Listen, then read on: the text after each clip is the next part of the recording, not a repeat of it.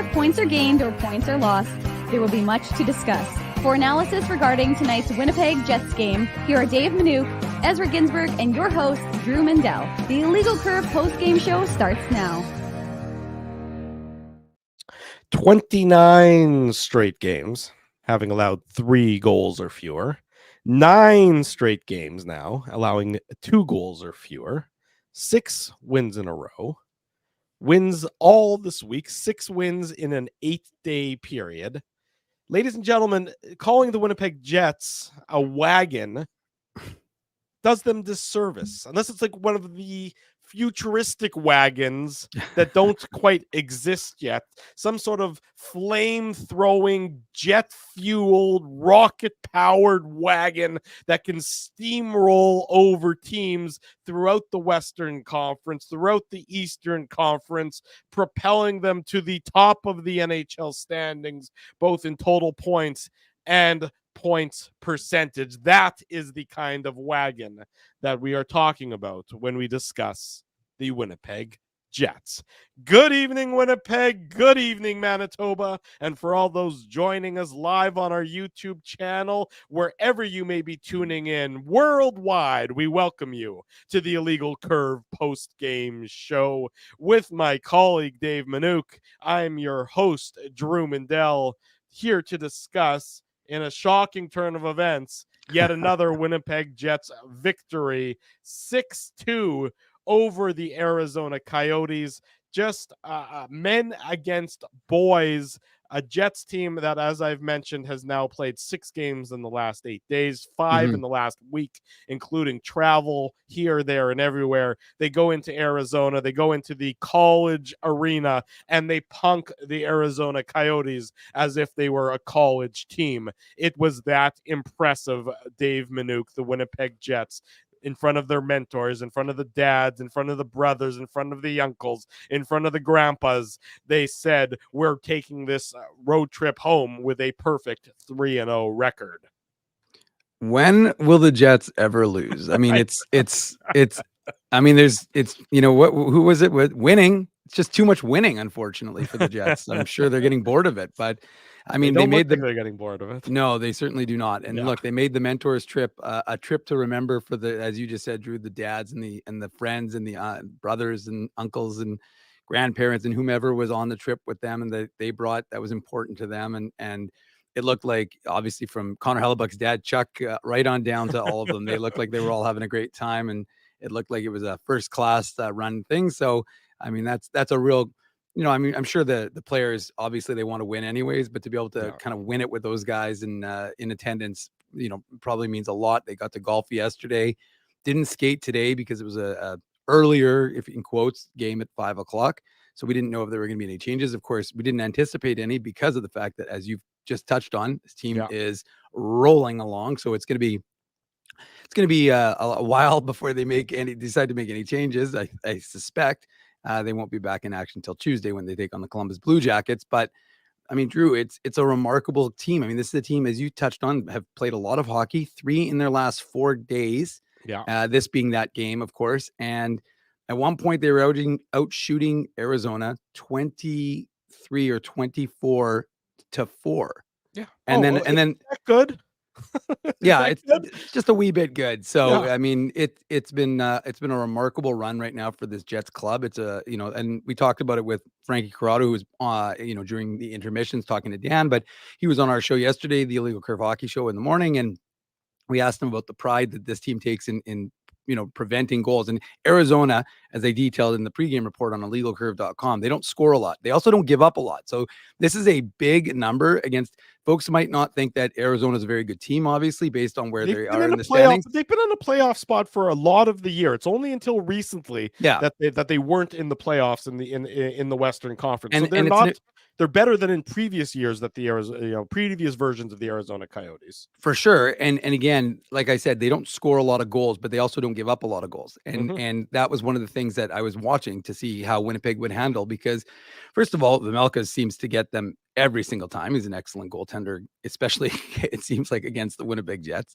But yeah, like I said, they don't score very much. They're only 25th in the NHL in terms of goals for, but they were 8th best in terms of goals against. So again, a team that doesn't, and I mentioned the stat when the Jets were at 86 goals against, previously, that the only other team in the Central who had under 100 was Arizona, who had 99.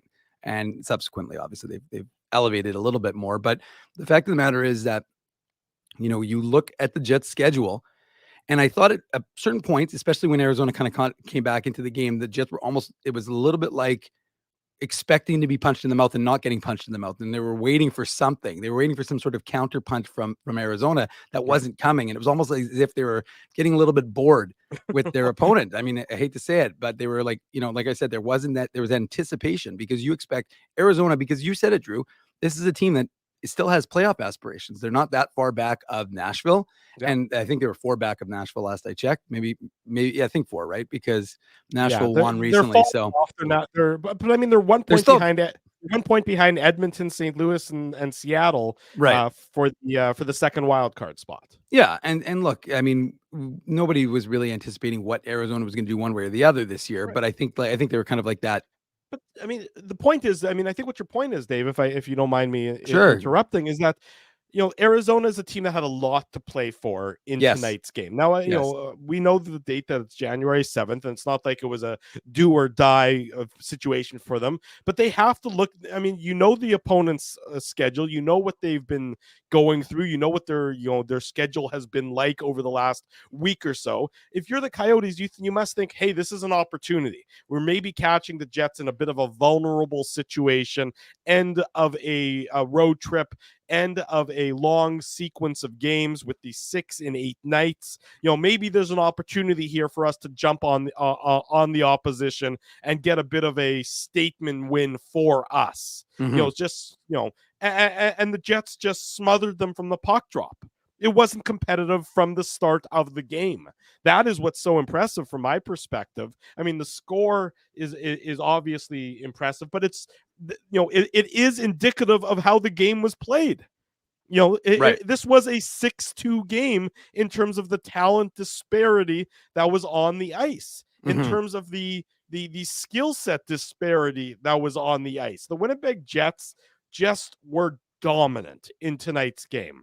They just said, we're just not going to bother toying with you like we've maybe toyed a little bit with the Sharks, or that we toyed with the Ducks, or maybe they didn't have their A game in those efforts. Whereas tonight, they just come out and it's over, from the start. The Jets, it takes the Jets until late in the first period to get the opening goal, but they were just swarming them. You talked about the different disparity in the shots on goal, and that is a time when it's reflective of the of how the flow of the play was. Mm-hmm.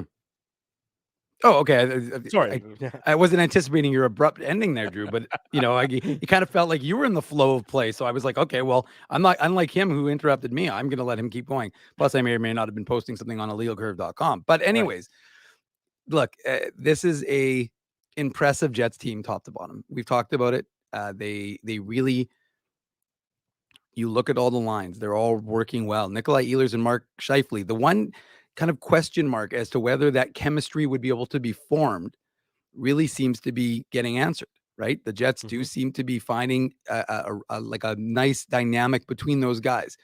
But ultimately, what's happening? Like, who gets things started? Vlad Demesnikov. And we'll get into that during the Betway game recap. But talk about a confidence that this guy is exhibiting. The only thing, again, it was funny because I looked, and after the second period, this was even, and I saw the question in the chat. But the only thing that made me laugh was that in the first period, I think faceoffs were like 70-30 in favor of Arizona. Now, the Jets ended up winning the faceoff battle by 52% to 48%. Yeah, it was 50-50 after 40, but I just thought it was funny that I was laughing because I'm like, so if I need to nitpick, if there's one area that we want to nitpick, then I guess we can nitpick them about faceoffs. Can't even nitpick them tonight. But even that's just tonight, there's no nitpicking involved. When we sit down to do these games, and you sort of got to keep, again, I'll speak from my perspective here. When you're talking about the game and you're trying to talk to the audience, not every game can use your full degree of superlatives. You can't say that this was the best effort, because if you use the word best on each and every night, it begins to be meaningless. So, some of the games you're trying to work around and discuss it with other words and everything else. Look, there's really no nitpicking in tonight's game. There's just not much that you can point to and say, this really needed to be better by the Winnipeg Jets. The special teams was effective in that they didn't give up anything on the power play. Sure, they didn't get a power play goal, and maybe you would have liked them to get one of those early power play opportunities that they had, but they controlled the play, and they controlled those power plays. They weren't glaring red spots, that danger areas. This was just a dominant effort from start to finish, and to call it anything less than that would be misleading to the audience, because you all watched the game and there's not much there that you can really criticize about the Winnipeg Jets tonight. No, and I was listening to JP Vijay, who was on the pregame show, talking about the pride that players take in maintaining this thing, and we talked about it with Frankie Corrado yesterday again, like I said on our show. Yeah. And it really is interesting just to see this team really just keep this roll going and keeping things locked in. So, I mean, again, like I said, you see the work, you see that, like Cole Perfetti, we're talking about Cole Perfetti more and more because now he's engaging physically. And I've talked about this when I watched Cole Perfetti develop at the AHL level, and he was a perimeter player in the AHL, and he was still getting points, but he wasn't going to those hard areas. And he's such a cerebral guy that you could see that he would figure it out. But again, sometimes it's easy to say, well, mentally I know what to do, but physically it's a different story when I have to go, as a 19-year-old kid, go up against men and try and, take the puck away from them or go into an area where I'm going to get, my face bashed in. And I think we're seeing it more and more now where he's engaging in a more physical manner in the NHL, behind the net, forcing pucks, in front to the front of the net, forcing guys to make turnovers. And I just think, like, again, he's the kind of player who uses his brain to his advantage, of course. And so, again, it's another evolution of Cole Perfetti, and you get everybody. I mean, everybody has a piece of that game, and whether they scored or not. I mean, I think of the Nemesnikov Barron shorthanded opportunity, even Connor Hellebuck, because Drew, as much as you want to say the Jets controlled this game with the score 2-1, if Connor Hellebuck doesn't make that stop, I mean, I still think the Jets are going to end up winning that game, but it could very easily have been a 2-all game in the second period. Right. So I guess what I'm saying is that every single guy, Nino Niederreiter, like every single person in that, maybe the defense didn't have a ton in terms of points and whatnot, but obviously they still had a big part in to play in that hockey game. And I just think, I mean, unless we want to give Dylan Sandberg a lot of credit for that ricocheted puck off of his off of his ankle, which ends up being his actually first time he hits double digits in his career for assists. But again, I just think the importance of it is that it's a win that everybody can say they had a piece of, with the exception of maybe Laurent Brossoit and the coaches who were on the bench. But other than that, everybody else who was on the ice had a piece of that game. And again, that's what you want. You want everybody to be contributing. And and everybody was noticeable to a certain degree, right? Like oftentimes we'll watch a game, Drew, and we'll say, well, I didn't notice him. Where, did he play at all? And like I said, I don't think there's anybody on that lineup or in this lineup that I didn't think of. And I don't mean that in a negative way. Again, certain plays happened. They had 2 goals against, so we'll talk about that. But ultimately, even from Dominic Toninato on down or on up, like I said, everybody seemed to have a piece of the action in tonight's game, and that's what you want. And you want that feeling to be spread throughout the whole team. To your point, and where it doesn't necessarily show up on the score sheet, Morgan Barron in that third period going 1-on-3 and taking the puck wide and controlling the puck in that opportunity. I mean, look, when everything is going well, or when things are going well, it feels like you're unbeatable, and everything's going well. Bad bounces or bad passes end up on skates that deflect right back into the slot that allow you to tee it up and fire it home for a goal. It's just, again, the downhill nature of it, not downhill in the negative sense, but rolling down the hill, the momentum it creates is permeating this team top to bottom. And you saw it again tonight with this 6-2 victory. And then you come home on Tuesday against Columbus, and we know where Columbus is among the NHL standings.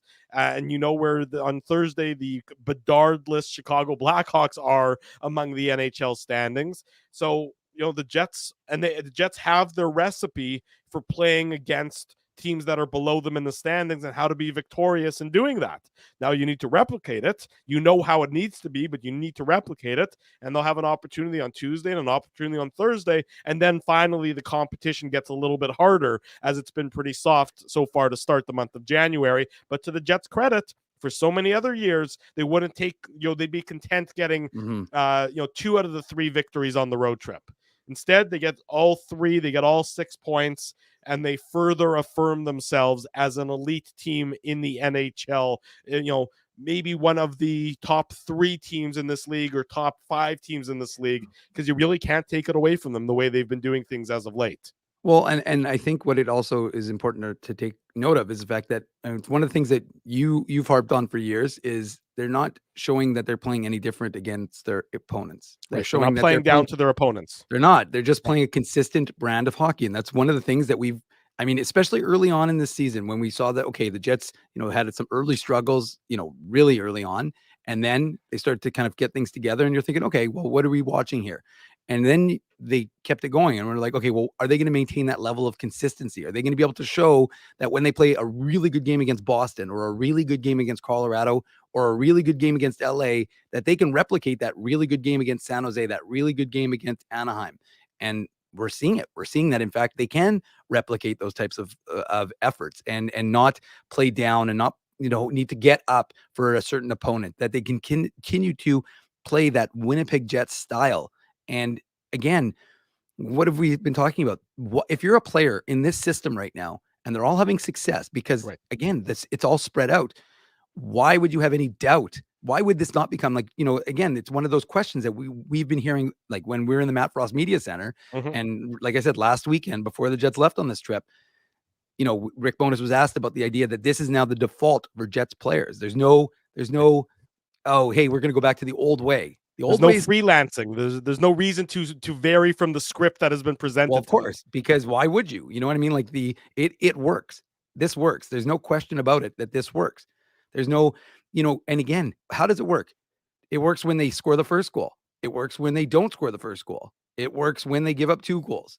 It doesn't work when you know what I mean? Like the Jets have won it's not a identical script game after game after game, but regardless of the way the game is begun, this Jets team doesn't really deviate, and as a result, they're still picking up the wins. And look, they've now set the franchise record. Not now, but they've continued that franchise record, 12 games with a point. And for those who are curious about the Jets 1.0 record, that is 13 set in 1984 or 85. So there will be, if they can win against Columbus and then defeat Chicago, this would be the record for all-time Winnipeg NHL franchises. But my point is that the team just continues to roll along, Drew. And as a result, folks are getting excited, and you don't plan parades in January, but at the same time, you do laud the accomplishments of a team that is currently undefeated in 2024. That's right. You don't plan a parade, but folks, you can be excited and you can be happy and you can celebrate their victories. There's nothing wrong with that. So yes, there is you can't raise a banner, you can't win a trophy, you can't do the parade, but you can be happy for what you're watching, because so many of you have stuck with the Winnipeg Jets or been upset by the Winnipeg Jets in the past years, where the performance may not have been commensurate with a lot of the talent that you thought were within the team. Now you're seeing the two come together, and by no means should you apologize for being happy and cheering this team on. So yeah, they are a wagon, a super powered wagon, whatever you want to describe them. We saw it tonight in their performance against the Arizona Coyotes. And if that makes you happy and that makes you want to cheer them on, by all means, folks, go right ahead. Not that you need my permission to do it in the first place, but nonetheless, you should be happy for what is happening for your preferred team. Dave and I can't cheer as objective journalists. We have to call it down the middle, and that's what we are. So we're honest first and foremost when it comes to covering this Winnipeg Jets team. But all you folks watching us, if you're happy and you want to celebrate, by all means, go right ahead and do so responsibly, of course.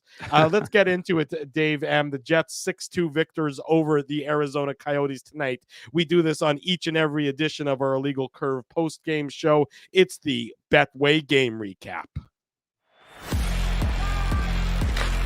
The Betway game recap.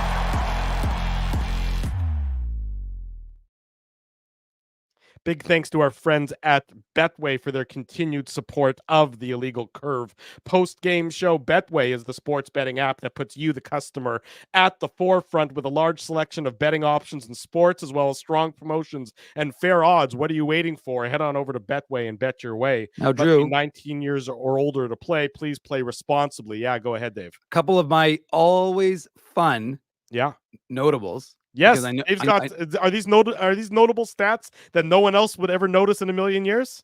Most likely. Yes, go for them. I would say, Drew, I'm sensing a potential sponsor here. Maybe we could find it's kind of like, Ernie Johnson on the TNT broadcast says this is, his talks about one of his segments and he goes, sponsored by no one. So maybe that's what we'll do. But worth noting, Nikolai Ehlers is now the 4th all-time in games with 562. So he's 4th on the list. That would put, I believe he'd be 5th if you ignore all the guys who are above him in the Jets 2.0. But the Jets, we'd be 2 games behind Randy Carlyle for that list. And then also Brendan Dillon playing in his 200th NHL game with a Winnipeg Jets logo on it. So I don't know where the time went, but Brendan Dillon somehow has already played 200 games in a Jets jersey. Just thought I'd share those factoids with the folks. There you go. Thank you for the random factoid that only Dave M can dredge up as he's watching these games. It's like he's sitting there with an NHL almanac in one hand and random stat. Do you have like a random stat score sheet or something? Do you have a notebook strictly for the random stats? Or, I usually, to be honest, you use them for the post-game recap, and then sometimes I will oftentimes make notes for myself. I've got some. I mean, I'll share one. Mark Scheifele sitting on, I believe, 399 assists. So he's there. And Neil Pionk's next assist will put him into the top 10 of all-time assists for the Jets 2.0. There you go. Dave M is full of these fancy tidbits there, folks. In case you didn't already know that, Dave will provide you with random tidbits during each and every edition of the Illegal Curve post-game CMAC show. CMAC could have won it for this comment. He needs to find that info while sitting in a room with nothing else. It's true. Dave looks like he is in a windowless room that has nothing else in terms of entertainment. So he does have time on his hands. This is where I do my best thinking, folks. Just so that's right. That's Dave's thinking room. If you ever want to see where Dave comes up with some of his pearls of wisdom, it's while sitting in a corner of a room with white walls and a light shining behind him. It's also where he gets tortured before and after the post-game show starts. Sure. So it's a multi-purpose room is what I'm saying. Absolutely. Jets dominant to start the game, dominant in the first period. They have a lead after 20 minutes. Vlad Nemesnikov getting his 5th of the year. It's still unassisted. It sort of seems unfair that it should be unassisted in this instance, because it doesn't happen without the fantastic effort of Cole Perfetti and the strong forecheck that leads to this goal. I mean, it's actually a lost face-off here, in that it starts with the Jets losing a face-off draw in the offensive zone, but no matter for the Jets. They're so hard on the forecheck that the Coyotes defenseman in this instance, who I believe was I believe it was J.J. Moser, if I'm not mistaken, gets the puck. Basically, he just throws the puck right in front of the net as a result of losing a puck battle. And Vlad Nemesnikov is left all alone. He's just standing right by himself after the Coyotes player goes to help Moser, thinking that Moser's in trouble. Well, he is in more trouble than he thinks of. He doesn't expect the puck to pop right out into the slot, but it does right onto Nemesnikov's stick, and he just wires it past Vejmelka to make it 1-0 for the Jets at the 17-16 mark of the first period. Yeah, I think was it Jersey, Drew, or was it Moser? It might have been Jersey. You could be right as well. I'm not sure. It's kind of hard to see, but anyways, you know what? This is kind of one of the plays that I was talking about. There's a zero. They're both, one's 50 and one's 90, so it's sort of hard to tell. But I was going to say that obviously, like you said, he doesn't get an assist for the play, but Cole Perfetti being hard behind the net. And that's one of the things I was talking about, was that he wasn't afraid to, interpose himself and use his body positioning to try and create an opportunity there. And, you put the pressure on the defenseman. The defenseman makes a poor play, which ends up in front of the goaltender. And credit Vlad Nemesnikov. I mean, he's playing with a ton of confidence right now, obviously. And you can see that, you can see it in his smile. You can see it in his smirk. His shot was, with the power, that's his 5th goal of the season. He's got 8 points in his last 6 games. And if the guy could win a faceoff to save his life, I mean, he'd be an unbelievable 2C. But unfortunately, the faceoffs are not his forte. But I mean, again, like I said, he really has been a boon to this hockey club. And it's that veteran savvy, that knowing where to be. And this line is really has played quite effectively when given that opportunity, right? So they open the scoring, and like I said, just you could see the smile, because I mean, that's a gift, right? He's just in the right place at the right time. He has the soft ice, and very, very, very minimal chance for Vejmelka to make that stop, and the Jets have a 1-0 lead. Yeah, that's exactly it. The Jets have a 1-0 lead after 20 minutes, and it's a well-deserved 1-0 lead because the Jets were the dominant team in that first period, outshooting the Arizona Coyotes. Except in faceoffs. Fine, except for faceoffs. Yes, fair enough. 14-4.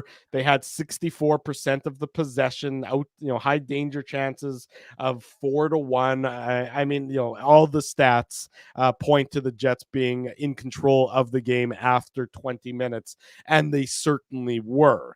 Now, and they had a 50. I mean, what was it? 15-4 shot edge. Like, I mean, they really didn't allow Arizona 14-4. I mean, they just Arizona had nothing in that first period. They just, they didn't have any opportunity to show anything. It was just dominated by the Winnipeg Jets for the first 20 minutes of the game, which is exactly what you want to see. Again, even though it's the end of the road trip and all those comments, and we've talked about it, and the heavy schedule as of late, and it really doesn't get that light. It's every second night now instead of 3 and 4 nights. It's every second night this week. Tuesday, Thursday, Saturday. But say la vie, that's the schedule. You know what you're in store for when it comes to being an NHL player. There are these stretches where it's just basically no practice time. That's what they talked about. That's why you're not going to see Rasmus Kupari come back that quickly, even if he might be ready. The Jets just don't have a practice. 3 more days. Yeah, exactly. And even, would it surprise you at all if they ended up canceling Wednesday's practice? It wouldn't surprise me at all. If I'm Rick Bowness, I don't want to change my my thing. I'll be like, Rasmus, don't worry, we'll give you some battle drills in about 2 weeks. Right. I mean, it's just a matter of keeping your finger on the pulse of the team and everything else, and he'll know if they need to skate on Wednesday or not. But they're traveling back, presumably. I don't know if they're leaving tonight or if they're leaving tomorrow, but tomorrow's an off day, of course, and then they'll play Tuesday against the Blue Jackets and then Thursday against the Blackhawks. So that practice on Wednesday, if it happens, I suspect might be a highly optional practice. That very well could be the case. Nonetheless, we're getting ahead of ourselves. And it's worth pointing out though, Drew, because again, part of this is the Jet schedule. There's no question about it. It's better this year than it has been in a long time, and we know that because the coaching staff was rather gushing about it, both in the preseason and then throughout. When Scott Arniel was looking after things, he was talking about the favorable schedule. So when the coaches are saying that they're happy with things, but again, you also have to know how to manage the schedule and whether you need those rests versus practice. And rest right now, rust, and also the fact that again, the power play seems to be working better. The PK is a little bit better. So do you need, again, you want those things to be optimal. You want the faceoffs to be a little bit higher, but at the same time, you want to make sure that your team is getting the rest, because right now you're doing all the right things in terms of winning the games, which is the most important. Right. And you mentioned the PK, on the road trip, I believe it was a perfect PK. I don't think they gave up a power play goal on any of these 3 games against the Coyotes, the Sharks, or the Ducks, which again, the improved special teams for the Jets. If all of a sudden the special teams come out from being in the bottom 10 to more middle of the pack,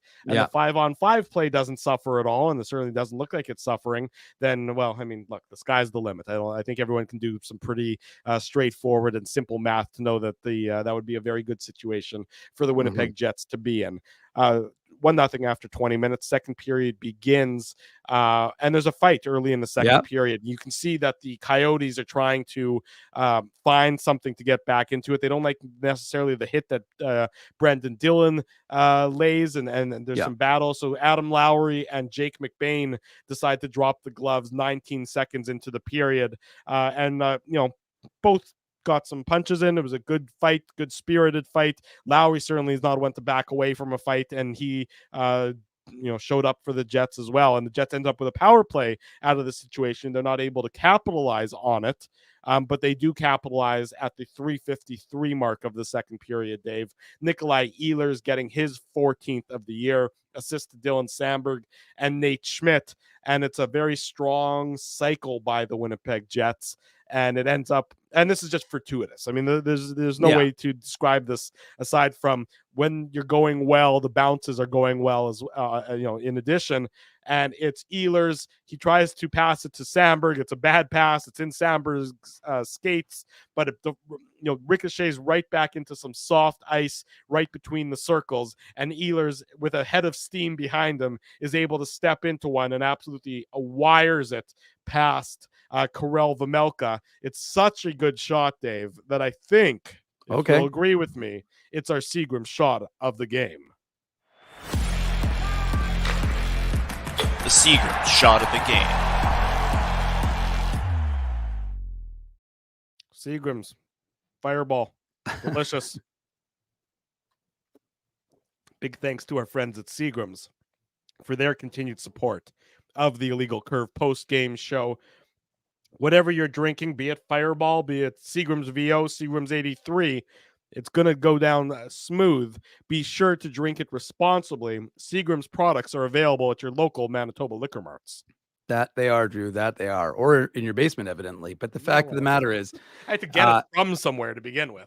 Good point. Good point. Anyways, the point is, in this regard, that it's just a Jets team that if you look, almost every guy on the ice touched that puck, right? I mean, Gabriel already had it. He started things off.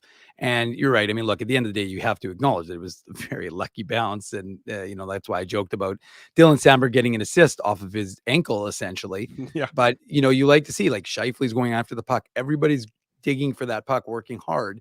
And at this point, the shots are 19-4 for the Jets. And, but the funny thing about Nikolai Ehlers is he didn't stop, right? Like, he makes the pass and he doesn't just stand still after making the pass over to Samberg. He keeps moving. And like you said, he ends up in that spot. And the Coyotes are actually standing still a little bit. They're starting to move towards Samberg. And then again, puck comes to Ehlers, and he's got a phenomenal shot, as everyone in this chat knows. So, I mean, it's not hard to understand how that one beat Vejmelka. And then the biggest question was, did Ehlers get crushed after the shot? And was he hurt? And then, of course, we realized quickly that he was actually just laughing at how fortunate it all was, and the fact that it ended up on his stick and it ended up in the back of the net. So, I mean, that's his 14th goal of the season, I believe. And so that gives him already 2 more than he had last year. And you just know that we've talked about it. The guy who was going to have to step up with Kyle Connor down and out with injury is Nikolai Ehlers. And Nikolai Ehlers, since, remember, when Kyle Connor and I talked about this on our last show, whether it's a post-game show or the Legal Curve Hockey Show, at this point, there's been so many, I can't remember which it was. But the fact of the matter is that when Kyle Connor went down with his injury, was it December 12th or December 10th? No, 12th, right? No, the 10th. No, 12th is when they lost to Montreal. No, it was it was December 10th, because he came back and he skated on December 20th. So it was December 30th. It was the Anaheim game where so it was December 10th. Yes. Yeah.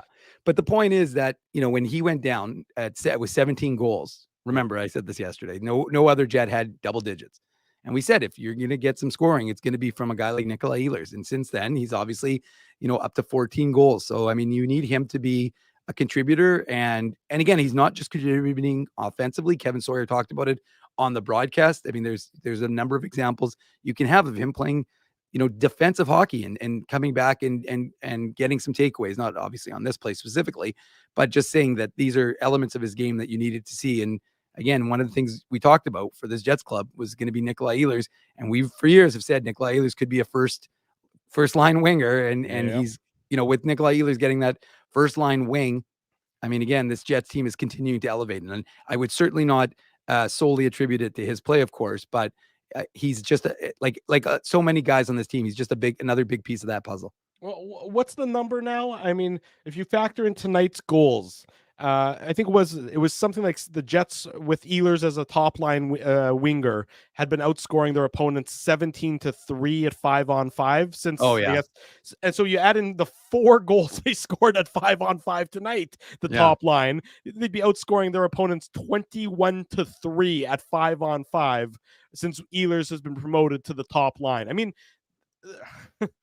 the number, just saying the numbers doesn't do it justice to talk about how superior that is. And that's not even just, dominant. The word dominant doesn't do it justice. 21-3 is what you're outscoring your opponents at 5-on-5. And oftentimes that's top line against top line. Those are matching up. It's not like you're playing against, another team's scrubs exclusively. You're doing what you need to be doing against quality opponents. And tonight that Jets top line was absolutely on fire. And it started with this Ehlers goal to make it 2-0 for the Jets. Shout out, by the way, to Philly Danger. Yeah, Thailand, watching from Thailand. And there's over 600 of you right now in the chat. We're loving that, having all of you. Don't forget to smash that like button. And remember, sorry, Drew, I'm going to interrupt you for 1 sec, but don't forget, if you're not subscribing, we want you to be a subscriber here on the Illegal Curve Hockey channel. So please hit that subscribe button and, of course, smash that like button and leave a comment and let your friends know. Come join us after every single Jets game or every Saturday at 9 o'clock on the Illegal Curve Hockey Show. There you go. Here, I'll put it right on the board there. Enjoy right there. Game show, smash the like button, give us a thumbs up, subscribe to the YouTube channel. There are almost 630 of you watching the Illegal Curve post-game show. Drew Mindell, Dave Manouk with you on this what is it, Sunday night? Sunday. What's that? This is Sunday, right? The days blending together. This is our fourth show in the last 4 days, so it's hard to figure out what day of the week it actually is. I see my good friend MJ is in the chat. MJ, nice to have you join us here on the post-game show. And yes, a happy 42nd birthday to MJ's significant other and another one of my good friends, Bobby. They're celebrating Bobby's birthday tonight, so terrific to see them joining us here in the Illegal Curve post-game show chat. And if we're doing birthday shout outs, I owe my mom one from yesterday because I don't know if you remember yesterday, Drew, when I was talking in the morning and I said something, I was about to say the next Jets practice. I said January, and I was thinking, January 6th is my mom's birthday. I should give her a shout out. I'm like, I don't want to interrupt my thought. I'll get to it in a second. Didn't get a birthday shout out for my mom, Cheryl. So happy birthday, Mom. Yeah. Missed that. And she did listen to the show and was rather disappointed that I didn't give her a shout out. So big shout out to my mom who celebrated her birthday yesterday. There you go. Dave has to make amends with his mom. Otherwise, there's no home cooking coming his way for the next little while. Cookies, and then I'm in trouble. Yeah, you're in trouble is right. The Coyotes did get on the board here, as I was going to mention. It comes about just under 5 minutes after the Jets had made it 2-0. Nick Schmaltz scores his 12th of the year, assist to Clayton Keller and Travis Dermott. It's a nice shot by Nick Schmaltz. Nick Schmaltz is a good veteran player. Member of the all-food team. Yes, of course, Schmaltz, that being delicious chicken fat. For those of you who might not be familiar with some of your Eastern European cooking, that would be very much a Eastern European type of cooking. But it's a nice shot by Nick Schmaltz. Nick Schmaltz is the kind of guy who, it's just a professional hockey player. He can play on pretty much any team in the league would be how I would describe him. He's never going to be the flashiest player. If he's your best player, you're probably not a great hockey team, but he's just a very effective player. And you saw it here with the Coyotes. A nice shot beating Connor Hellebuck. One of the very few shots that Connor Hellebuck faced first shot of the game of time. First shot of the period. Yeah, exactly. So that would make it the fifth shot of the game for the Coyotes, and they scored on it to cut the Jets lead from 2-0 to 2-1 just before the halfway mark of the second period. Dave, again, that not tons to read into here, just a nice play by Schmaltz, I thought. Yeah, I just want T-Will to know I didn't forget my mom's birthday. I just forgot to wish her happy birthday on this show. I definitely called her a few times to speak to her. I just didn't get a chance to do it on the show, which of course she listens to rather faithfully. My dad less so, but my mom definitely listens to every show. So gotta make sure I keep her in my good graces, or keep in her good graces, I should say. It was a nice shot, Drew. I mean, there's no question about it. I mean, you got to give Schmaltz credit, and I think Connor Hellebuck was probably a little sleepy. I mean, I think it was the first shot. I think at 8 minutes and 10 seconds into that second period, if I recall correctly, or something thereabouts. So, I mean, you do get a little bit of boredom, I guess, probably starting to enter into the psyche a little bit, just because you're sitting there, and you got to give the Coyotes credit because they had a really good cycle. I mean, they again, we talk about all the guys on the ice touching the puck.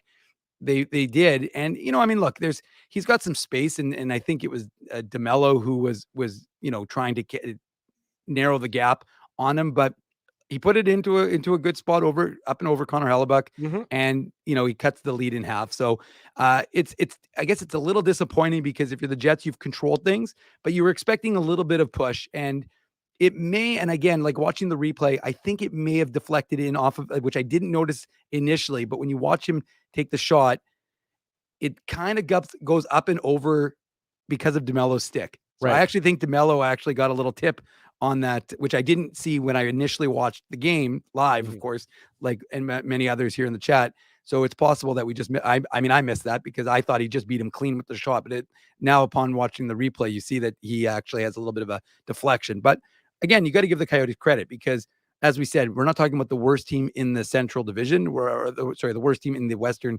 Conference. Is a team that has playoff aspirations, and they're in that mix with the Nashvilles and the St. Louis's and trying to maintain their playoff position. So they've been able to do some things. Like I said, they don't score a lot of goals, but they don't give up a lot of goals. So you knew that they were going to try and take advantage, and they're not a terrible team. That was a good cycle by them, and they catch the Jets and they make them pay. Yeah, so 2-1 at this point in time, and the Coyotes, a team that really hasn't shown up yet, is all of a sudden right back into this game. So you're wondering what's next. Are they going to use this as a magic elixir, or are the Jets going to continue to dominate like they have been throughout the course of this game?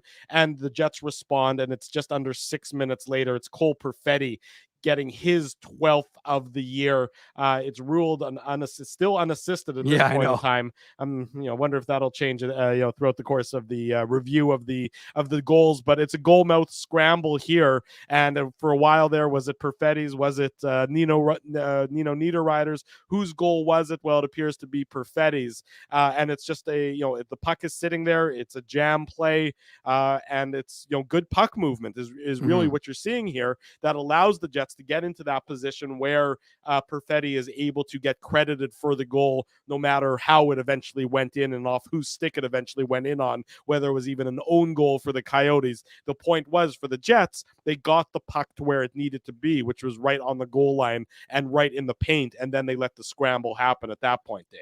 Right. And again, it's that idea of guys being willing to go and get a puck and go after it, and you give, like Josh Morrissey, right? Like he goes for it, gets it, and then Alex Iafallo fights off a Coyote, draws another one to him, which leaves Josh Morrissey open. And I mean, Drew, we've talked about the vision that Josh Morrissey displays, game in and game out.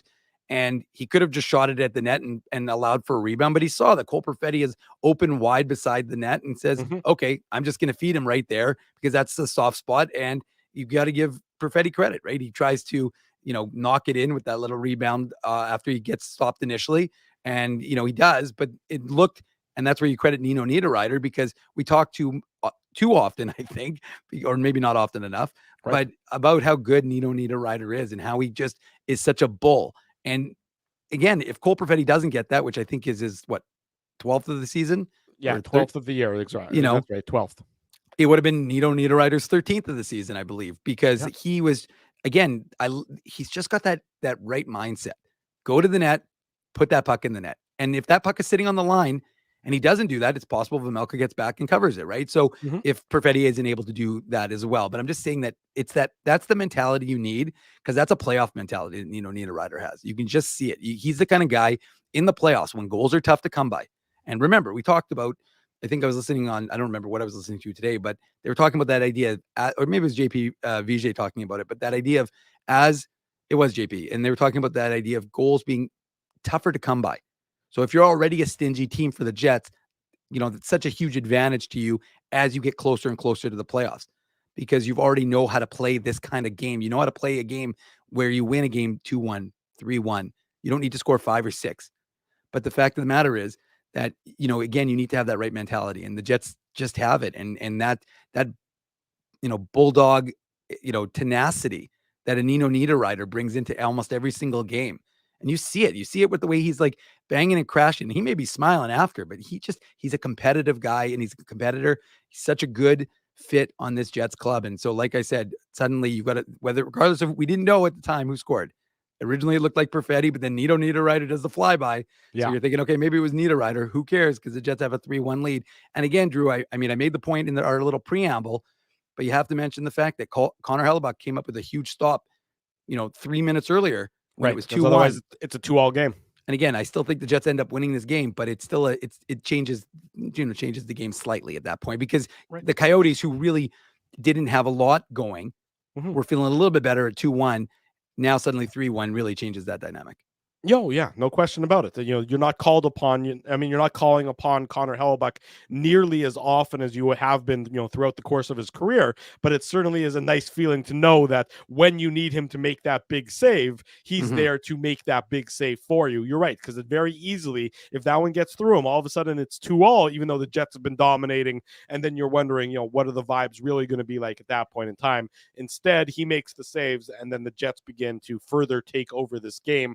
After 40 minutes, it is a 3-1 Winnipeg Jets lead. We say good evening again to everybody joining us. It is the Illegal Curve post-game show. Drew Mandel, Dave Manouk with you, talking about the Jets tripling up the Arizona Coyotes by a 6-2 margin tonight. Want to say a big thank you to the sponsors of Illegal Curve who make the post-game show, the Saturday show, and the website a possibility. You know that this portion of the show is brought to you by our friends at Betway, Seagram's, they had the shot of the game, Rumors Restaurant and Comedy Club, Linden Market Dental Center, Zappia Group Realty, Tough Duck. Stay tuned for the Tough Duck hardest hitting comment. You might win a Tough Duck toque. Our friends at Boston Pizza, Rolly's Transfer, and Farmery Beer, where you can get a delicious serving of Illegal Curve lager. You can pick that up at number 2 Donald Street. That's the retail location. It's also available on all of the delivery apps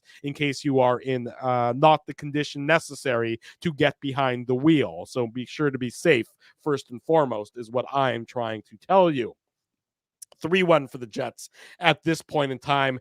Early in the third period, they make it 4-1. Mark Scheifele with an assist by Nikolai Ehlers. It's a breakaway, and Scheifele, who maybe the offense hadn't been there to the same degree over the last, let's say, 5 to 10 games, certainly had a bit of a breakout again tonight. This is just it almost looks like he's in slow motion after he takes the pass from Ehlers, but that's just how in control of the situation he was. And you saw the silky smooth hands and the smarts on display here as he just absolutely schools Vejmelka on this breakaway opportunity. And he goes forehand, backhand, and it's 4-1 for the Winnipeg Jets early in the third period at the 5:11 mark, to be precise. And at that point in time, it is all but over as the Jets have a 3-goal lead, and they've reached that magic 4-goal number because we know they don't give up more than 3. So it might as well just end the game and all go home at that point in time.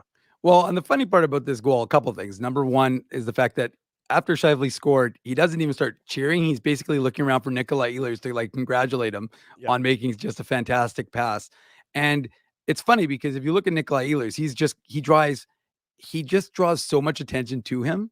And so sure, he makes that stop, and then he's got 3 guys on him in very short order, which of course, I mean, maybe I'm not a mathlete like John Ginsberg, but that does leave Mark Scheifele fairly wide open. He's like, guys, I don't have the puck anymore. He's got the puck. Why are you all over here? I don't have the puck. He's got the puck. And, you got to credit Scheifele because, again, we always talk about how good he is with his hands and control. But, Ehlers just, again, draws 3 guys. The defense, it's too late for them, the Coyotes defense. They know that Scheifele's, he's gone. And Scheifele knows he's got the time because he's such a good skater. Look at that powerful stride. And then sure enough, boop, boop, and it's into the back of the net. And you're right, Drew. I mean, the Jets, that gives them the breathing room, right? It's a little bit of a different game at that point now because you're feeling like, as you said, the Jets don't give up, goals after 3.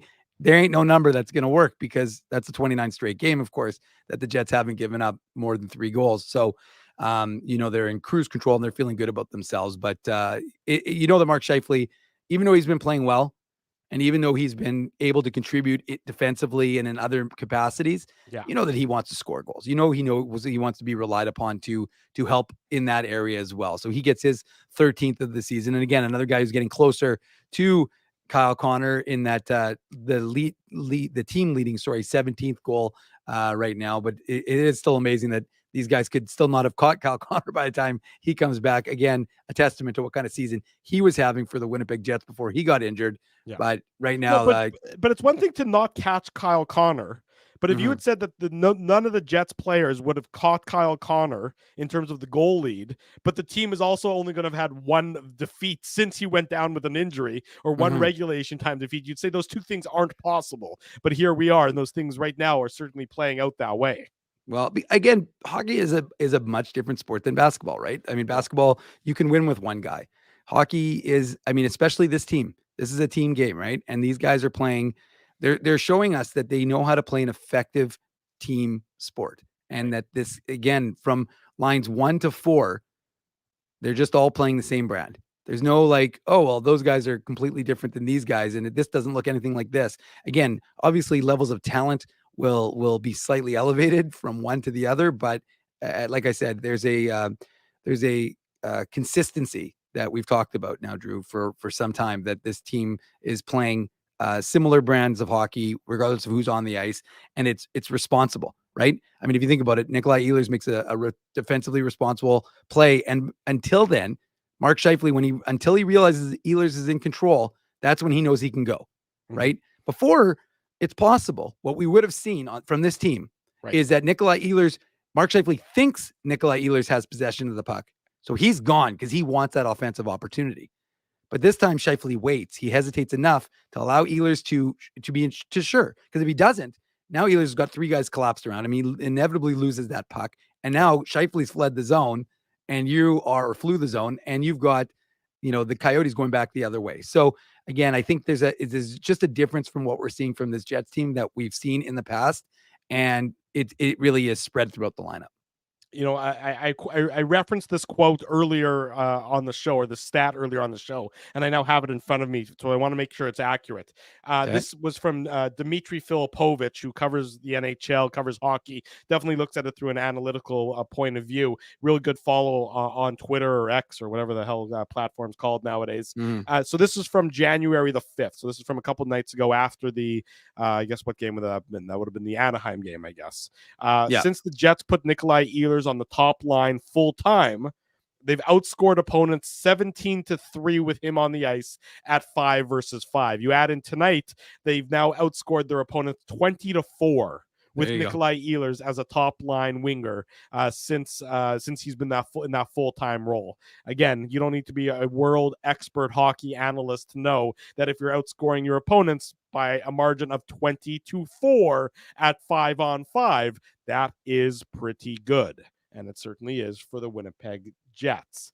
So the Jets, after the Scheifele goal, made it 4-1, and they seem to be in cruise control, so much so that Connor Hellebuck decided to revert back to bad puck handler Connor Hellebuck. Yes. And he had a bit of an oopsie on this one.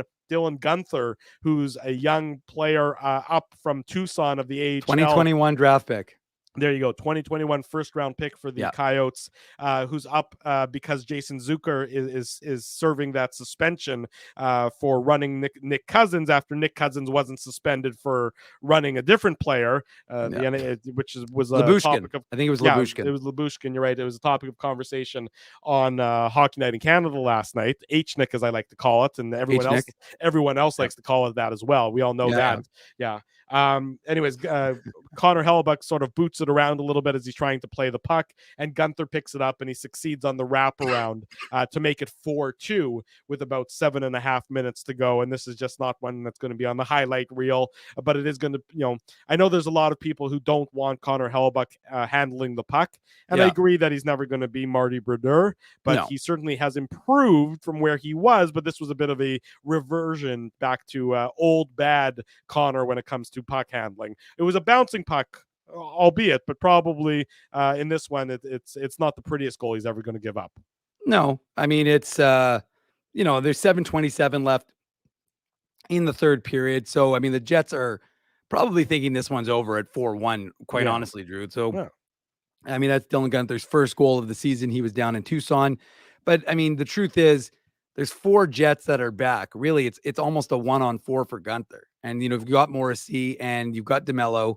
And unfortunately, even Ehlers and Velarde are back there. And nobody, I just don't think that they took the level of danger seriously until they saw Connor Hellebuck.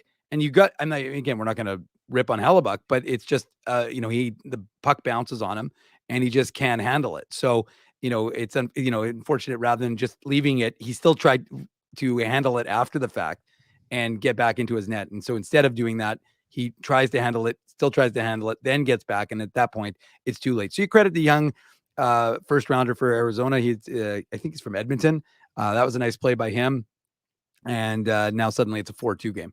And really, again, as I said, we've covered this team for since they came back. Now, obviously, we've only been doing the post-game show for a few years, but the fact of the matter is we've pretty much watched every single Jets game. And I'm not saying that we know the result of every single game, but you do tend to get a feeling for these games. And for me, watching this game, I'm thinking, okay, it's 4-2. Like, I don't think it's going to be any closer than 4-2. I think that this is just one that they're going to, I didn't anticipate it being more than that. But after that, I still felt like, okay, the Jets are going to lock this down and they're going to, maybe I didn't think they wanted to give us 2 more goals to have to discuss here on the Illegal Curve post-game show. But because they knew we'd have over 600 people, an hour into our post-game show, they didn't want us to have to cut the show early. They wanted people to keep going. So, I mean, just sure like enough, the Winnipeg Jets, the show is a wagon. Maybe not as high powered a wagon, but a wagon in its own right. Right. But you need it, we're more of like a secondary wagon. We're the wagon that follows behind the main wagons. We're the wagons that carry the food. Usually as he's eating the food in that wagon. Right. But we do what we can. Yeah, there you go. That's well done. 4-2 for the Jets. They make it 5-2. They don't give up any. They don't let the Coyotes get any closer. It's an empty netter.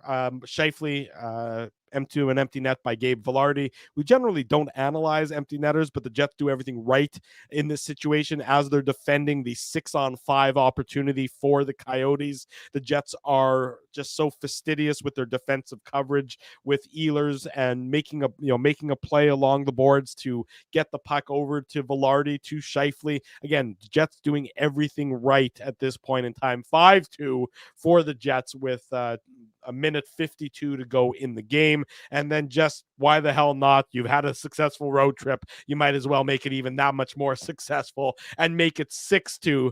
Adam Lowry, he's up to 8 goals on the year. This is with 49 seconds to go in the game.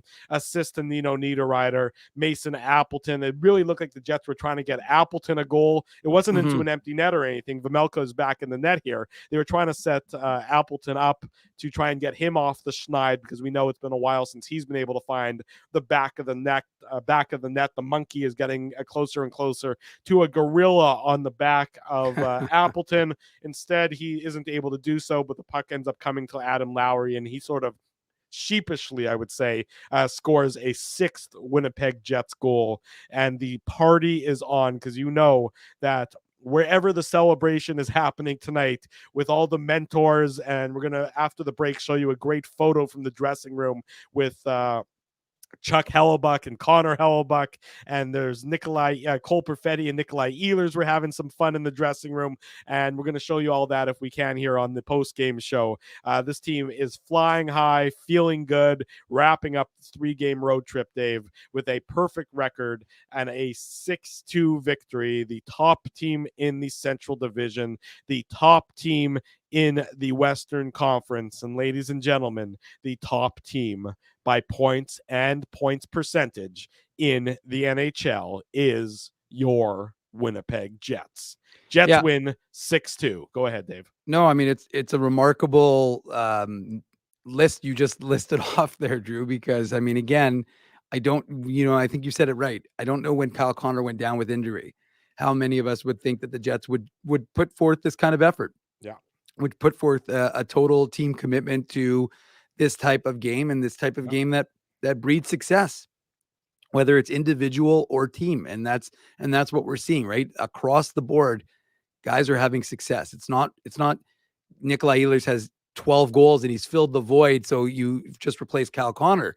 It's that the entire team is scoring and the entire team is preventing goals.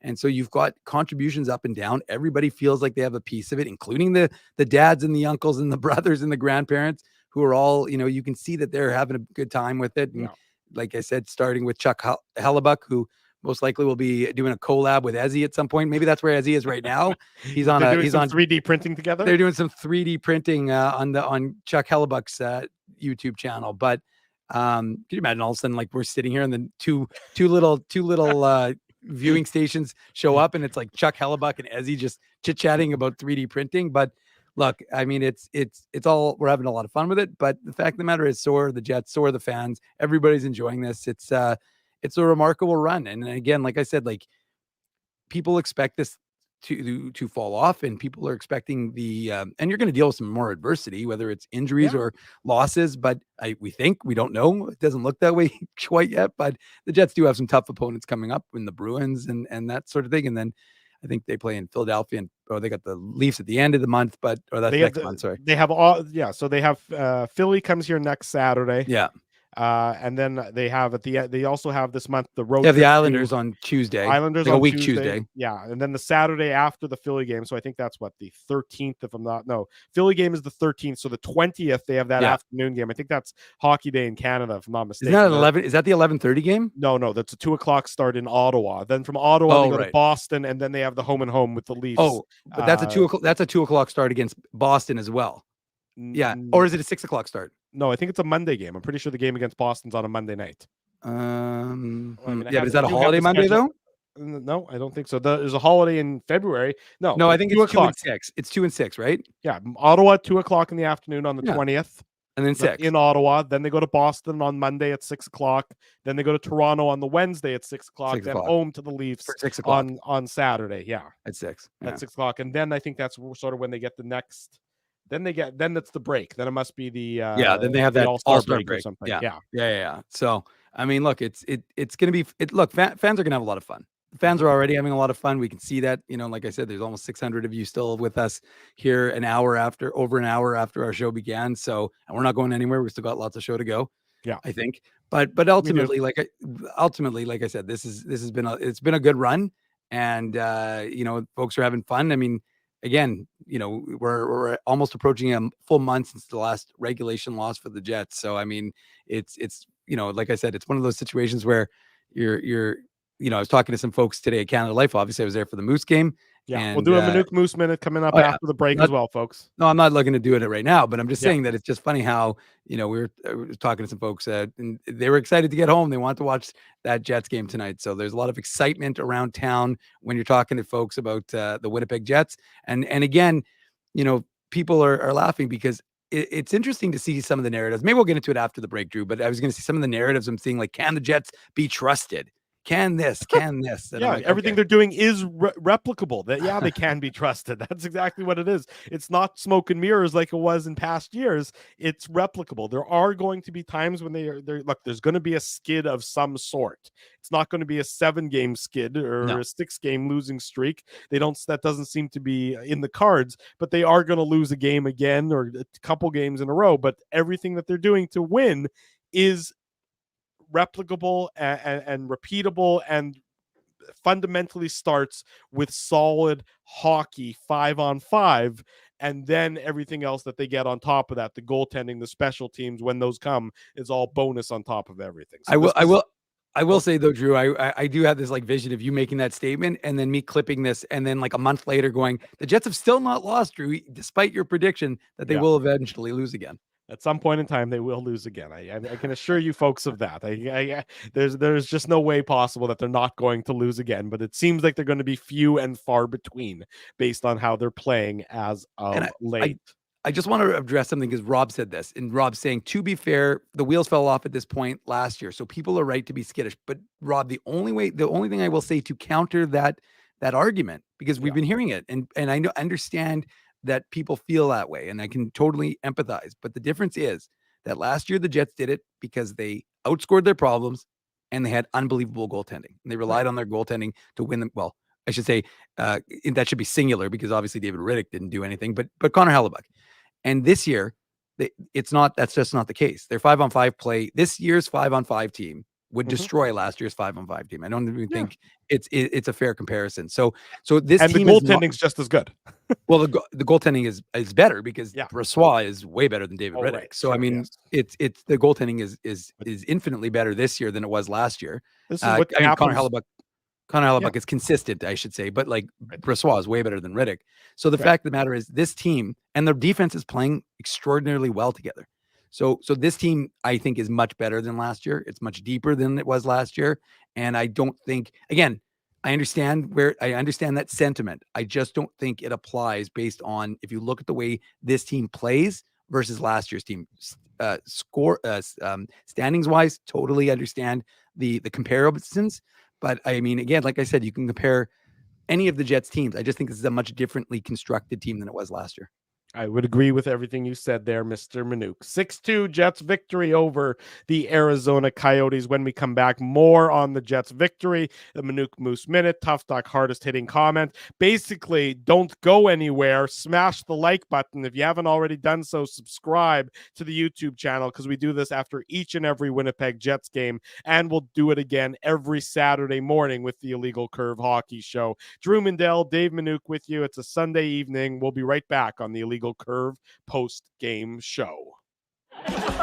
Your coworkers love you because you always make them laugh. You're the life of the party with stories that have them rolling on the floor. Or maybe you're just the quiet one in the corner with the one-liners that just slay. Do you have what it takes to become Winnipeg's funniest person with a day job? Try your luck. Hit the stage at Rumors Comedy Club, and you could be walking away with $1,000 cash. Winnipeg's funniest person with a day job, presented by Rumors. For all the details, head to rumorscomedyclub.com.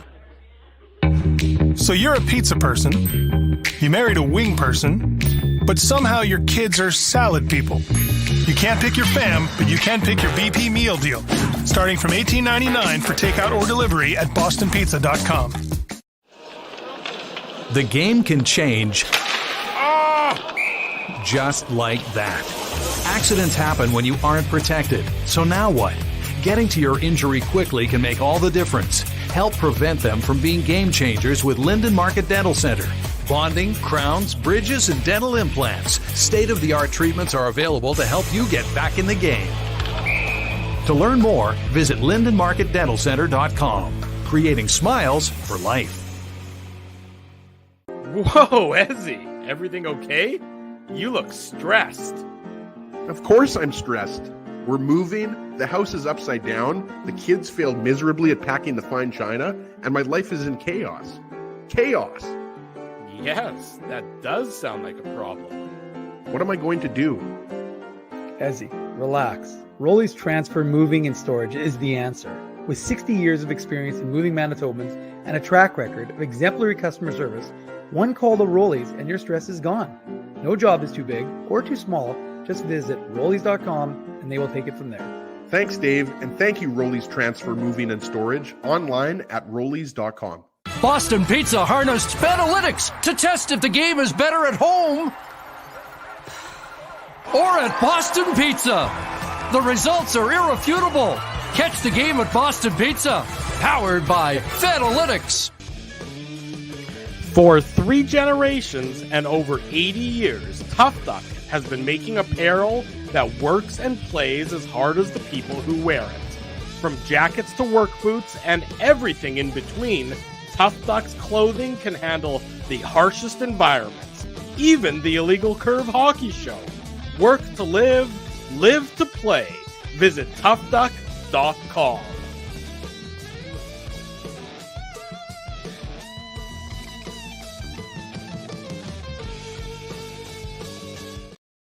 We are back. Sunday evening, the Illegal Curve postgame show. Drew Mindell, Dave Manuk, 5 minutes before 10 p.m. Central Time, here to talk about the Jets' victory over the Arizona Coyotes. They wrap up the Mentors trip with a tremendous record of 3 wins, 0 losses. They give up a grand total of 4 goals in the course of that trip. So the Jets flying high. And this, just want to share this photo. The Jets just tweeted it out from the dressing room. Let me see if I can zoom in on it a bit. It's, again, it's a special day, certainly for everybody associated with the Winnipeg Jets. I'm not sure if it's zooming in well enough, but you can see that you can get the idea. Yeah, you can see that the players, the mentors, the coaching staff, everybody on the floor of the arena there at Mullet Arena celebrating the Jets road trip. So you can see the proud faces on display, the sons, the dads, the grandfathers, the brothers, the uncles, the everyone's. And hang on, I'm getting word that there's now a scheduled, there's going to be a women's mentors trip coming up when they go out east to Boston and Ottawa and Toronto. They just added that to the schedule just last second. They've added that to the schedule, so that's going to be a little bit of a joke by yours truly. I promise not to do that too often here on the show because usually they fall flat. I'll leave that to the experts at Rumors Comedy Club for the humor instead of you and me there, Dave. Look, just another great victory by the Winnipeg Jets, wrapping up the perfect road trip, just taking care of business. I mean, it's sort of that simple. You just jump on an opponent, and it's sort of, this was the first game. Remember, it had been 4 straight games that they hadn't scored the first goal. So this was the first game, and I thought it was key tonight for them to get that early goal, get them feeling good about themselves, and then it just sort of snowballed from there for the Winnipeg Jets.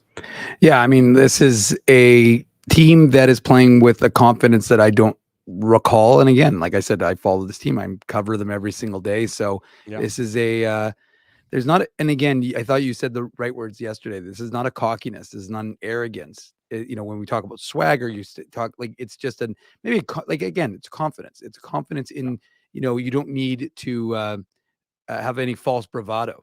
You know what you are. You're a good team. And so right now, this Jets team, the only way you can describe them, maybe a good team is an understatement, Drew. I mean, they're one of the best teams. They're the best team right now in the NHL, right? And they've got the best goaltender, I would argue, in the NHL. I mean, it's hard to find someone who's better than Connor Hellebuyck, right? I mean, he went from, and it's funny because, like I said, I don't know if you saw that thing on Sportsnet. They're like, well, if you remove Ilya Samsonov, oh my God, that was I mean, hang on, you talk. I want to see if I can find it. Okay. Well, and again, I don't. It was so infuriating that it actually made me lose my mind for a minute. And I don't care about that kind of stuff, anyways. I obviously one way or the other. I just thought it was funny because it's like if you remove Ilya Samsonov from the Leafs starts, they'd be the number one team or number one Canadian. I didn't really even read it, to be honest with you. I just kind of saw it. I dismissed it as stupidity. But they're like, if you remove Ilya Samsonov starts from the Leafs thing, their save percentage would be, oh, here it is. Yeah. Like they'd have the best goalie save percentage or something like that. Yeah. And so save percentage this year. But for the Leafs here at 921, they've managed to, they said, well, if you remove Ilya Samsonov, who has the worst save percentage in the NHL, worst goal saved above expected, like every stat you can have. And I'm not jumping on him having terrible numbers. I don't want to do that. But I mean, I just thought it was, anyways, because I was about to make the point that if you remove the 13 goals in 3 games that Connor Hellebuyck had given up, his numbers would be even more impressive. But of course, the best part about this is they got the Jets stats wrong. Well, no, because the Jets save percentage is wrong. Yeah, because but didn't this one? I think this included like empty nets, whatever it was, however they factored it in. Again, like I said, it sounds like voodoo garbage. All I was trying to suggest, and again, I didn't want to deviate into Leafs lunch because I don't want Spency to be upset with me. But I guess what I was trying to say was that Connor Hellebuyck has played so well that it's, despite the fact that he gave up, those 13 goals in his first 3 games, and he still is the goal saved above expected leader in the NHL. Drew, you can get rid of that screen here. What's going on? Get rid of it now. But I mean, I saw that and I lost my shit for a little bit. Yeah. I just thought it was funny. But anyway, so I just, like I said, I think it's just a testament to how good Connor Hellebuyck has played. And, again, this is one of the functions of having one of the best, he could go down as one of the best goaltenders of all time. I mean, this is, and again, it goes to show you the season. Actually, I don't know. This is another aside. I'm sure some of the folks, apparently there's an account, a Twitter account about Kevin Cheveldayoff's dancing.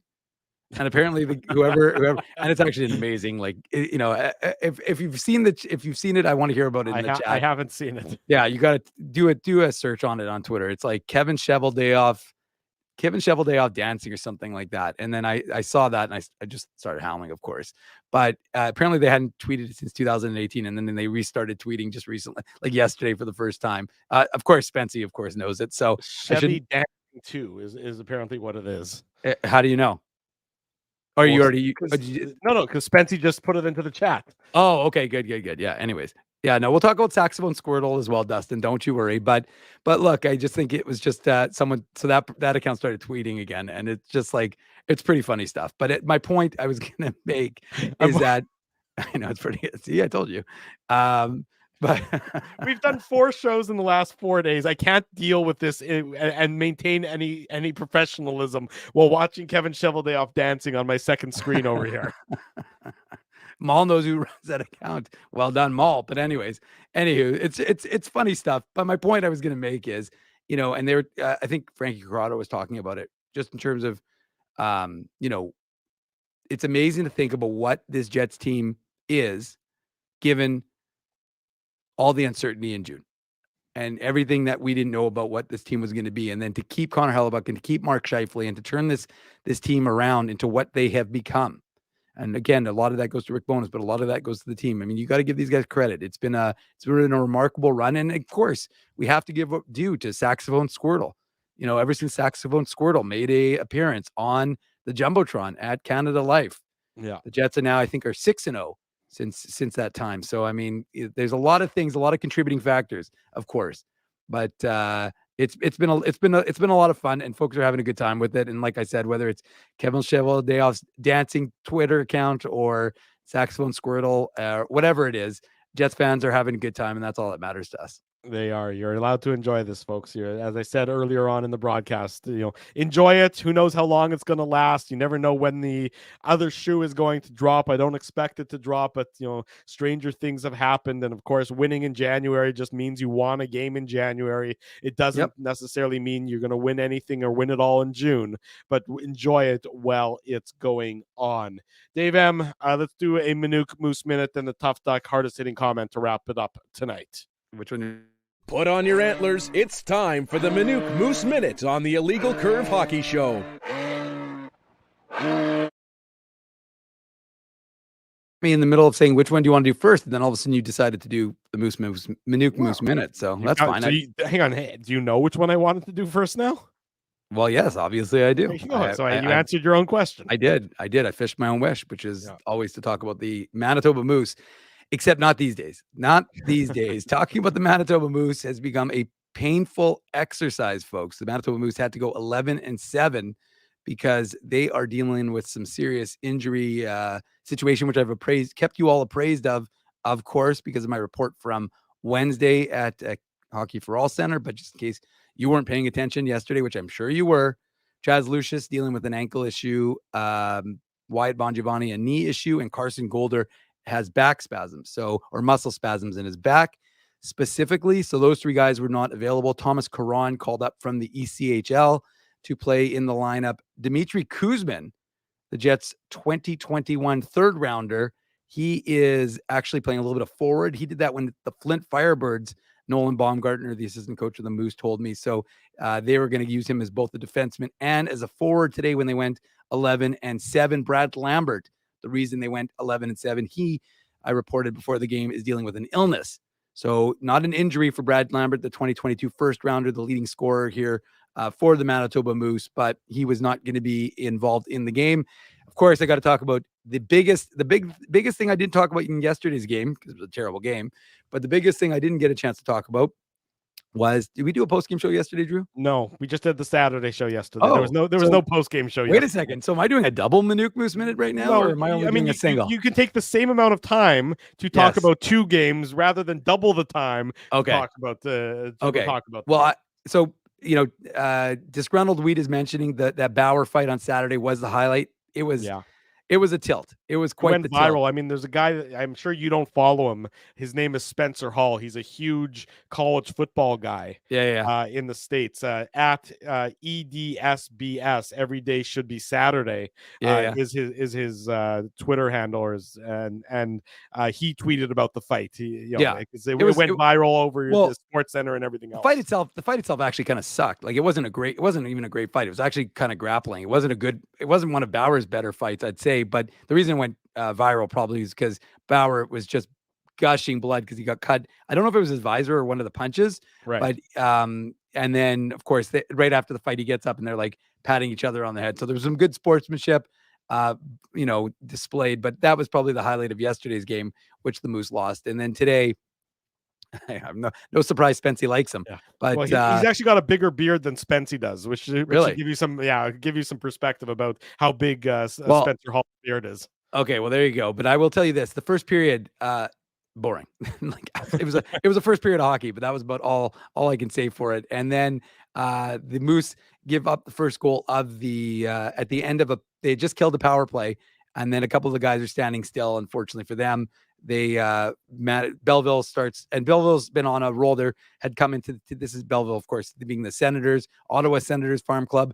They were on a roll, having scored 1-5 straight, whereas the Moose were on the opposite type of roll, having lost 3 straight coming into today's game, including yesterday's game, to Belleville. So they were looking for the split. And as we've talked about often on this channel and on the legalcurve.com, the Moose have been very good when it comes to the second game of a 2-game set, winning significantly more than they've lost.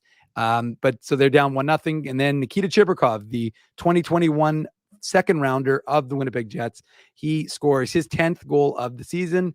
That's the second player joining Brad Lambert in double digits in goal scoring for the Moose. He scores an absolute snipe. If you haven't seen it, check it out. I've got it on IC Dave, and we'll have it on the website, legalcurve.com. So we'll have that up there soon. He ties the game at the 8:46 mark. And it was one of those games, third period, not a ton happening.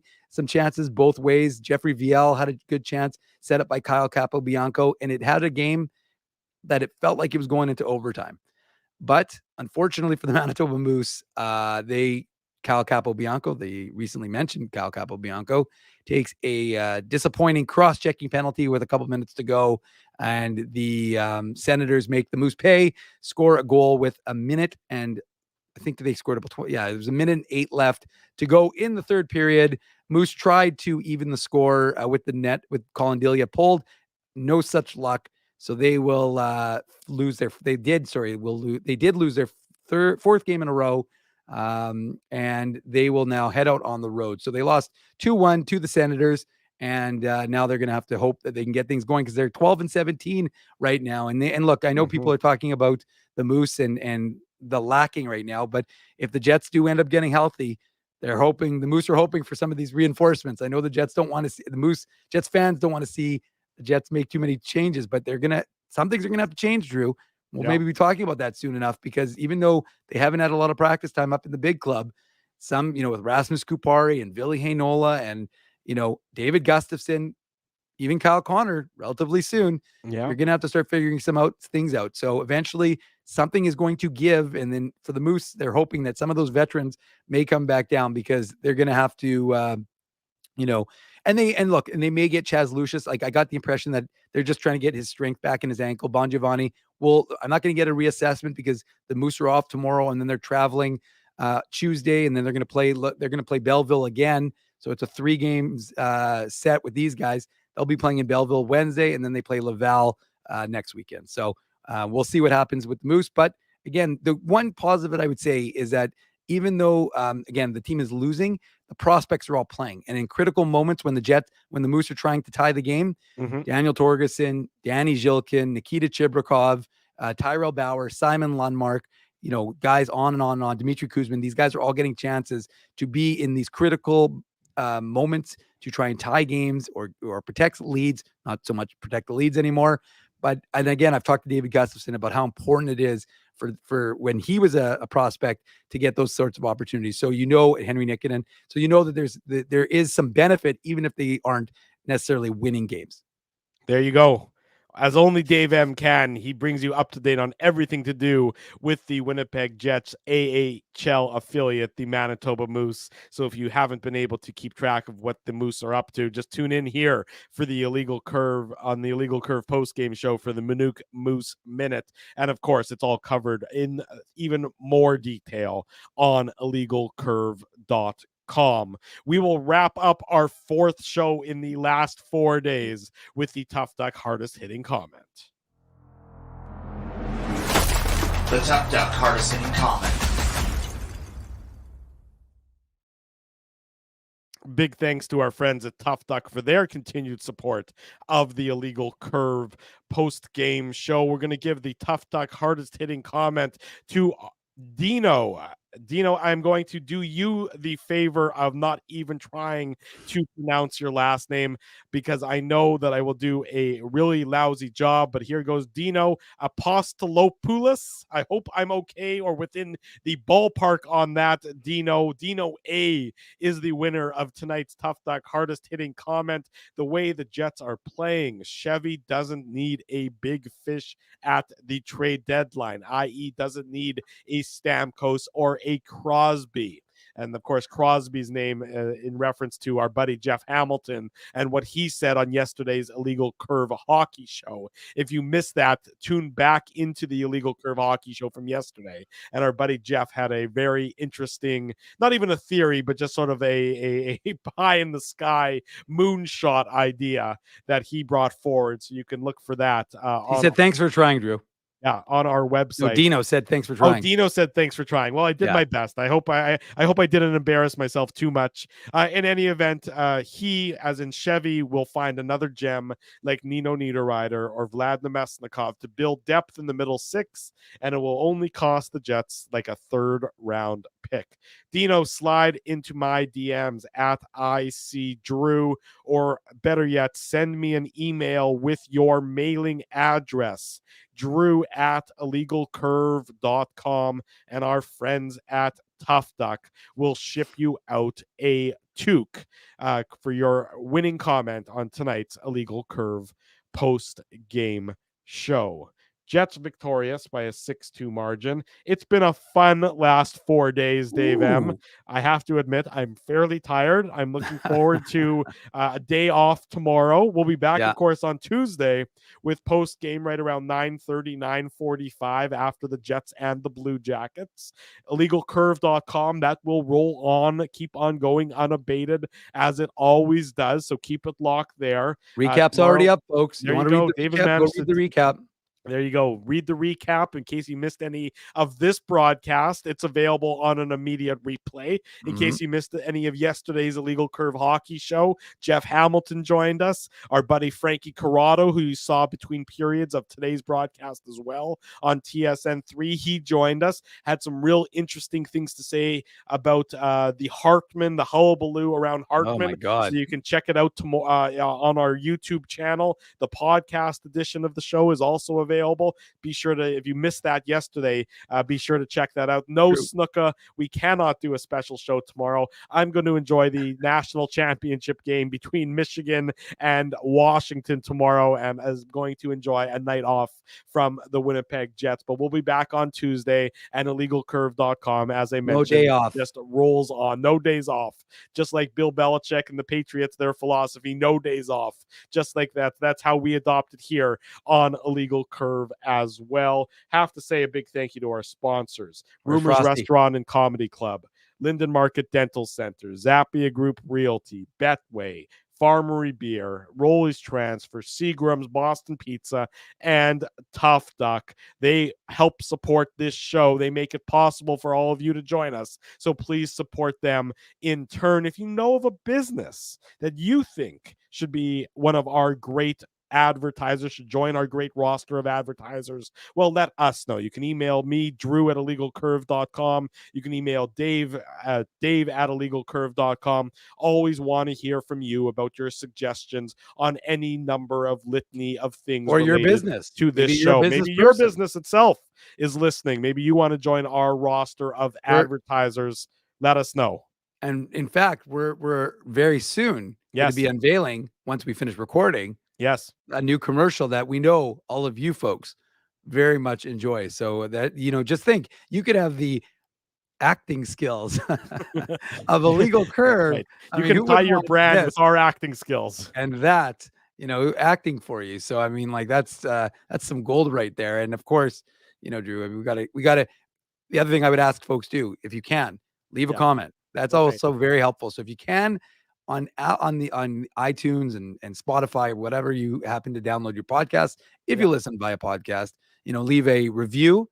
That's always helpful for us because I think the last review, I'm not going to lie, might be Phyllis's back in September, folks. Wow. So I'm just saying, like, that's so 2023. I mean, we're already into 2024. Could use a few reviews. And again, it also helps with our algorithm. Yeah. If on the YouTube channel, you get to leave a comment. So we always appreciate if you just have a thought. It doesn't have to be something that needs a reply from me, but I try to reply to as many comments as I can.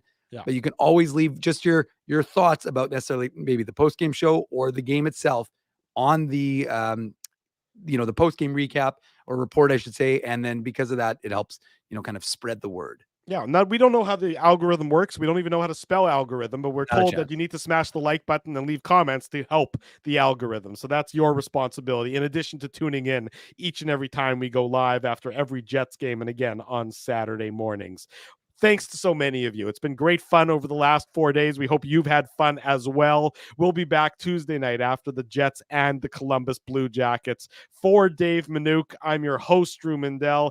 Until Tuesday at 9:30 p.m., sometime after that game ends. Be sure to lock it here on our YouTube channel. We wish you good night and good luck, and thanks for watching the Illegal Curve post-game show.